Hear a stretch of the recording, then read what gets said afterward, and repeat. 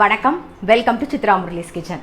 இன்றைக்கி என்ன ரெசிபி பார்க்க போகிறோன்னா மிக்ஸ்டு வெஜிடபிள் ரைஸ் ஒன்று பார்க்க போகிறோம். அதுக்கப்புறம் அதுக்கு தொட்டுக்கிறதுக்கு பன்னீர் கிரேவி எப்படி பண்ணுறதுன்னு பார்க்க போகிறோம். தயிர் சாதம் ஆஸ் யூஷுவல், உருளைக்கிழங்கு கறி, அவ்வளோதான். ரொம்ப சிம்பிள் ரெசிபி தான்.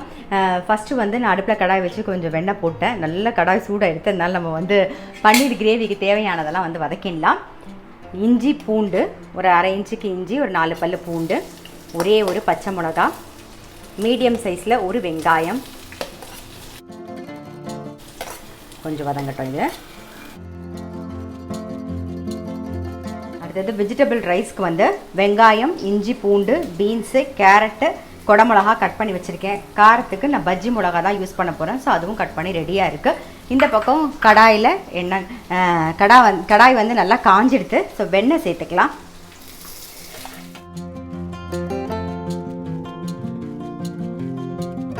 சீரகம், இஞ்சி பூண்டு, வெங்காயம்,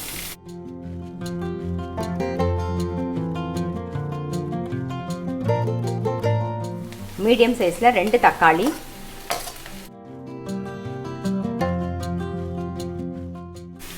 கொஞ்சம் உப்பு சேர்த்துக்கலாம். வதங்கட்டும். பீன்ஸ், கேரட் ரெண்டுத்தையும் சேர்த்துருவோம்.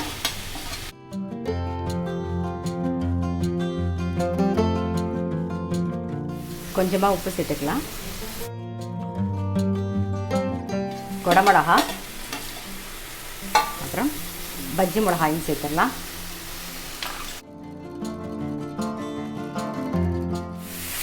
தக்காளி வெங்காயம் நல்லா வதங்கிட்டு ஆஃப் பண்ணிடலாம். ஆறுனதுக்கப்புறமா அரைச்சிக்கலாம். பன்னீர் கொஞ்சம் சேர்த்துக்கலாம்.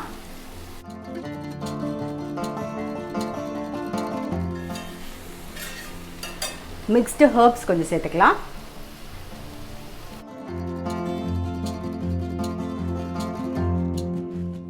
காயெல்லாம் நல்லா வதங்கிடுது.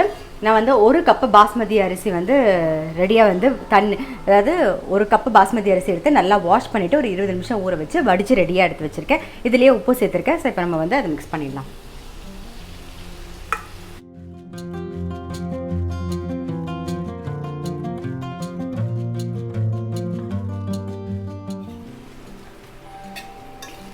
அவ்வளோதான்.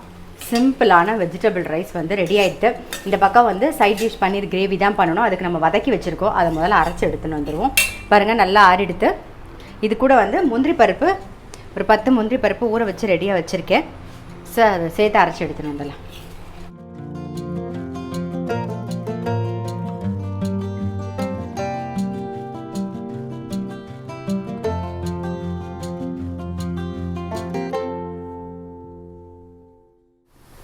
பன்னீர் கிரேவிக்கு வதக்கி வச்சுருந்தோம் இல்லையா, தக்காளி, வெங்காயம், இஞ்சி பூண்டு, பச்சை மிளகா, அதை அரைச்சின்னு வந்தாச்சு. 10 முந்திரி பருப்பு ஊற வச்சுருந்தோம், அதையும் சேர்த்து அரைச்சின்னு வந்தாச்சு. இப்போ அதே கடாயை நான் யூஸ் பண்ணிக்கிறேன். அதே கடாயிலே கொஞ்சம் வெண்ணெய் சேர்த்துக்கலாம்.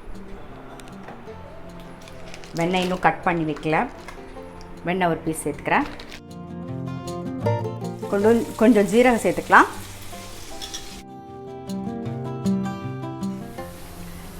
சின்ன சைஸில் வெங்காயம் கட் பண்ணி வச்சுருக்கேன், அதையும் சேர்த்துக்கிறேன்.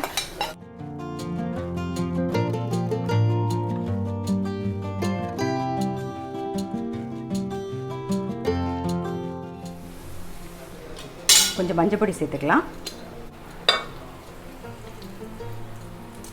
ஏற்கனவே நம்ம பச்சை மிளகா 1 தான் சேர்த்துருக்கோம். ஸோ காரத்துக்கு தகுந்த மாதிரி ரெட் சில்லி பவுடர் சேர்த்துக்கலாம். அப்புறம் தனியா பொடி. இப்போது அரைச்ச விழுதியும் சேர்த்துடலாம். எல்லாம் சேர்ந்து நல்லா ஒரு கொதி வரட்டும். கொஞ்சம் தண்ணி விட்ட மிக்ஸி ஜார் அலம்பி அதையும் விட்டுருவோம். எல்லாம் சேர்ந்து நல்லா கொதி வரட்டும்.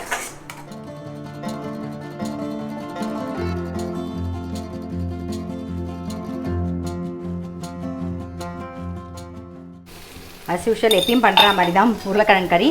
உருளைக்கிழங்கை வேக வச்சு ரெடியாக எடுத்து வச்சுட்டேன். கொஞ்சமாக கடுகு, உளுத்தம்பருப்பு தாளிச்சிட்டு மஞ்சள் பொடி, அப்புறம் உருளைக்கிழங்கையும் சேர்த்துட்டு உப்பு, ரெட் சில்லி பவுடர், அவ்வளோதான். கொஞ்சம் பெருங்காய பொடி சேர்த்துப்போம்.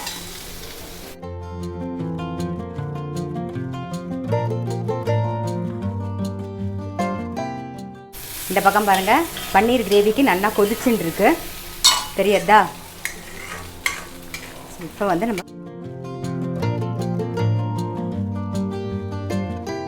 இப்போ பன்னீர் சேர்த்துடலாம்.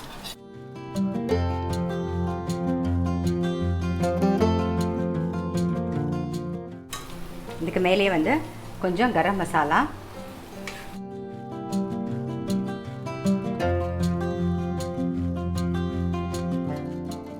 ட்ரை கசூரி மேத்தி கொஞ்சம் சேர்த்துருக்கோம், அப்புறம் கொஞ்சம் கொத்தமல்லி.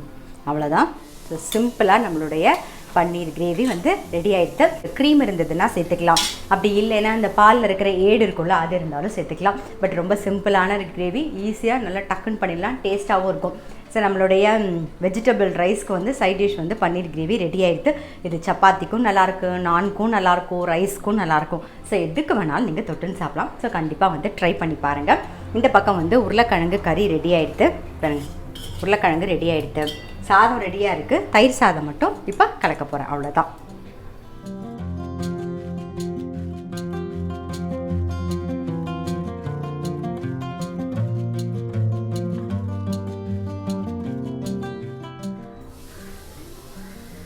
தயிர் சாதத்துக்கு தாளிச்சிடலாம். கடுகு, கொஞ்சம் வந்து பெருங்காயம். நான் எப்பயும் சொல்கிற மாதிரி தான், இந்த பெருங்காயம் வந்து சாப்பிடும்போது வாயில் சாப்பிட்றதுக்கு நல்லா டேஸ்ட்டாக இருக்கும் பாருங்கள். ஸோ அதை சேர்த்துக்கிறேன்.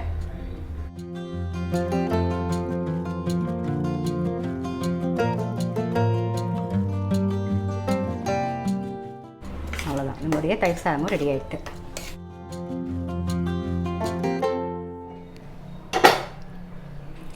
ஸோ இவ்வளோ பண்ணிவிட்டு ஒரு ஸ்வீட் பண்ணால் இன்னும் நல்லாயிருக்கும்னு சொல்லி நிக்கில் சொன்னான். அதனால் நான் இப்போ லாஸ்ட்டாக ஈஸியான ஸ்வீட் எது, ஒன்று பால் பாயசம், இல்லைன்னா ரவா கேசரி. அதுதான். ஸோ இன்றைக்கி ரவா கேசரி தான் நான் பண்ண போகிறேன். அடுப்பில் வெங்கல கடாய் வச்சுருக்கேன். அதில் வந்து நெய் விட்டுக்கிறேன். நான்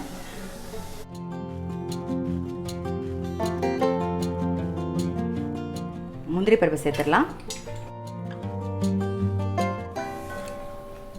நான் வந்து 1 கப் ரவை எடுத்திருக்கேன். ஸோ இது கூட ரவையும் சேர்த்துட்றேன்.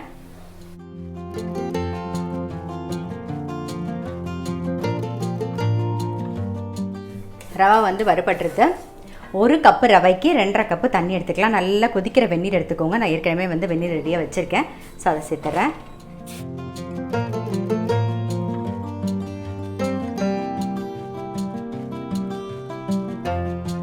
ரவை வெந்துடுத்து. கேசரி கலர் கொஞ்சம் சேர்த்துக்கலாம். ஸோ இது கூடவே வந்து 1 கப்புக்கு வந்து நீங்கள் வந்து நான் வந்து ஒரு 1.5 கப்பு சர்க்கரை சேர்க்க போகிறேன். 2 கப்பும் சேர்த்துக்கலாம். ஸ்வீட் மட்டும் உங்களுக்கு தகுந்த மாதிரி பார்த்து போட்டுக்கோங்க.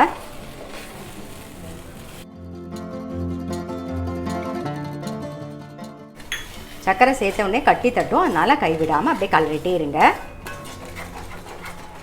1 கப்பு ரவை எடுத்துக்கிட்டிங்கன்னா ஒரு 1/2 கப்பு நெய் வந்து கரெக்டாக இருக்கும். நான் முன்னாடியே கொஞ்சம் ஒரு 1/4 கப்புக்கு விட்டுருக்கேன்.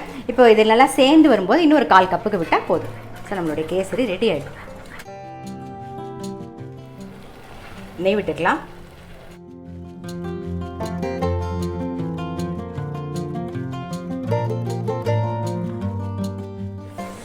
அவ்வளோதான், நம்மளுடைய கேசரி நல்ல தளன்னு நெய்யோட ரெடி ஆகிடுச்சிங்க. பாருங்கள் தெரியும். நான் வந்து இன்றைக்கி வந்து பேசிகிட்டே பண்ணேன்னா 1 ஸ்பூன் நெய் எக்ஸ்ட்ரா தான் விட்டுருக்கேன், எனக்கே தெரிஞ்சுது. அதனால் வந்து பரவாயில்ல, ஒரு நாள் தானே. ஸோ நெய் பாருங்கள், நல்லா பாருங்கள், கேசரி பாருங்கள், நல்லா தளன்னு இருக்கு பாருங்கள்.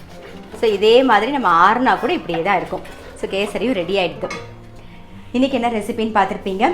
கேசரி, அப்புறம் வெஜிடபிள் ரைஸு. காரத்துக்கு வந்து நான் பஜ்ஜி மிளகாய் யூஸ் பண்ணேன். நீங்கள் வேணால் பெப்பர் இருந்தால் அது கூட யூஸ் பண்ணிக்கலாம், மிளகு பொடி கூட போட்டுக்கலாம். பன்னீர் வந்து கிரேவி, ரொம்ப சிம்பிளான கிரேவி தான்.